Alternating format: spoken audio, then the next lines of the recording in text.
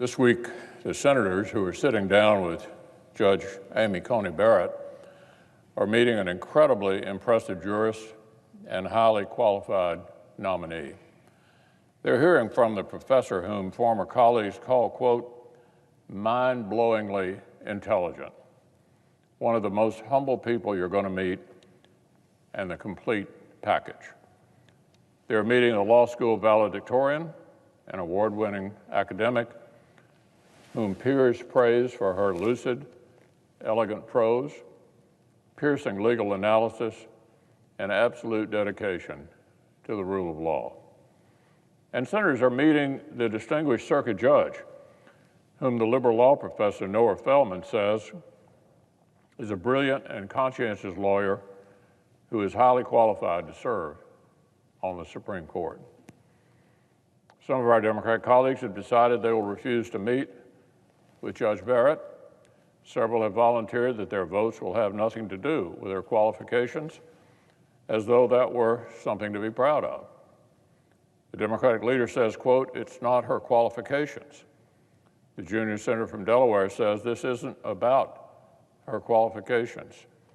Certainly every senator may define, advise, and consent how they wish, but I think it's telling to see Senate Democrats openly affirming that Judge Barrett's actual judicial qualifications do not matter to them. Our friends on the left really do mistake the court as an unelected super legislature. They're not interested in Judge Barrett's legal qualifications because they think judges are there to dictate policy outcomes rather than following the facts and text wherever they lead. That's why we've gotten the same scare tactics for almost half a century. John Paul Stevens was going to end women's rights. David Souter was going to send vulnerable people into the dark ages. John Roberts was going to declare war on health insurance. And now our Democrat colleagues want Americans to believe that Judge Barrett is on a one-woman crusade to hurt Americans with pre-existing conditions. One senator has literally claimed the nominee would, quote, listen to this, create a humanitarian catastrophe. The same old scare tactics, totally predictable and totally dishonest. These baseless attacks over health care are supposedly founded on a technical argument in a 4-year-old scholarly article.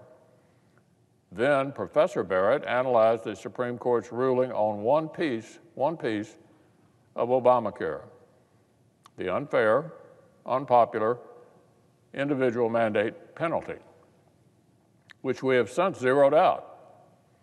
The constitutional arguments over whether that terrible idea was a penalty or a tax are now moot. Because whatever you want to call it, Republicans in Congress zeroed it out 3 years ago. Working Americans are no longer penalized by that Democrat policy. Americans with pre-existing conditions are still protected. And that specific legal question is moot. Our Democratic colleagues are grasping at straws. Now they want Judge Barrett to promise to recuse herself from whole categories of cases. Of course, that is ridiculous. It's hard to think of anyone in the country over whom a president has less leverage than a judge with a lifetime appointment. Nobody suggested Justice Sotomayor or Justice Kagan needed to categorically sit on the sidelines until President Obama had left office. This is just a backdoor attempt to impugn Judge Barrett's integrity. If senators believe this nominee is committed to impartial justice in every case, if they believe she will mean her oath when she takes it, they should vote to confirm her. If they don't, they should vote no. But only one of these arguments has any basis in Judge Barrett's resume, her reputation, and the praise that has been showered on her by jurisprudence, even by famous liberal lawyers. Judge Barrett has already stated in writing to the Senate that she's given nobody at the White House any hints or any assurances about any kinds of cases, real or hypothetical.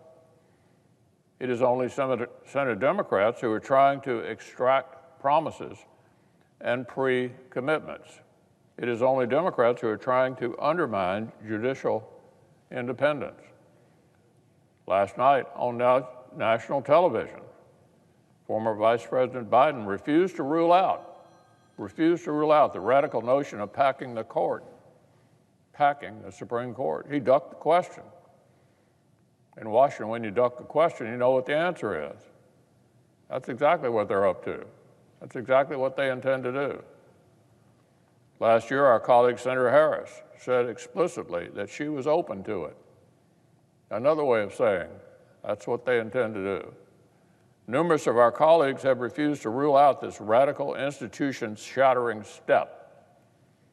And now Senate Democrats are trying to make Judge Barrett pre-commit to handle hypothetical issues the way they want. More disrespect for judicial independence. Judge Barrett understands that judges' only loyalties must be to our laws and our Constitution. She understands our system would collapse if judges do not leave politics aside. If the Democratic Party feels differently, if Democrats have decided that judicial independence is simply an inconvenience to their radical agenda, it just shows how little weight we should afford their criticisms of this outstanding nominee. If Senate Democrats were half as concerned as they say about America's families' health care, they would not have filibustered a multi-$100 billion proposal for more coronavirus relief just a few weeks ago. A Senate minority that was focused on America's health would have let us fund more tests, treatments, and vaccine development like Republicans tried to do just a few weeks ago. A Senate minority that was prioritizing wellness would have let us spend more than $100 billion to make schools safe for students, like Republicans tried to do just a few weeks ago. A Senate minority that sought to protect citizens with pre-existing conditions would have let us reaffirm legal protections for those Americans like Republicans had in our bill just a few weeks ago. A Senate minority that was serious about economic recovery would have let us fund a second round of Paycheck Protection Program and continue the expanded unemployment checks like Republicans tried to do just a few weeks ago. The Senate voted on all of this 3 weeks ago. 3 weeks ago, every single senator cast a vote on pre-existing conditions, money for testing, money for vaccines, money for safe schools, money for small businesses, and money for unemployed workers, just 3 weeks ago. 52 Republicans voted to pass all these policies, and every single Democrat who showed up voted to filibuster it dead. The Democratic leader and the Speaker of the House were determined that American families should not see another dime before the election. This week, Speaker Pelosi is finally caving to months of pressure from her fellow Democrats who argued that her stonewalling is hurting our country. House Democrats are trying to save face by introducing yet another multi-trillion-dollar far-left wish list with virtually all the same non-COVID-related poison pills as their last unserious bill. Speaker Pelosi's latest offering still does not include a single cent of new money for the Paycheck Protection Program to help small businesses that are going under. It does nothing to help schools, universities, doctors, nurses, or employers avoid frivolous lawsuits. But the House did find room to provide special treatment to the marijuana industry. Their bill mentions the word cannabis more times than the words job or jobs. They still want to send taxpayer-funded stimulus checks to people in our country illegally. They still want to hand a massively expensive tax cut to millionaires and billionaires in places like New York City and San Francisco, a pet priority of the Speaker and the Democratic leader that would do nothing to help working families through this pandemic. All of these far-left poison pills are still in their recycled bill.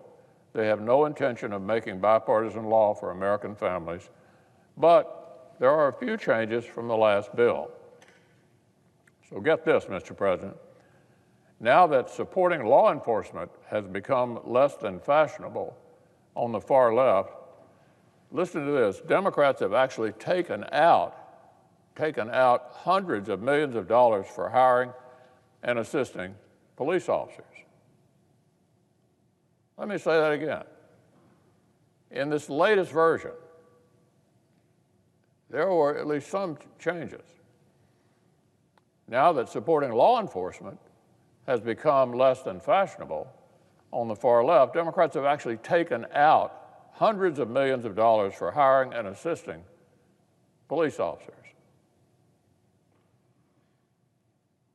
Their so-called sequel to the HEROES Act has decided that cops are not heroes after all. Apparently, cops are not heroes after all. House Democrats couldn't miss a chance to defund the police. The latest bill from the Speaker is no more serious than any of their political stunts going back months.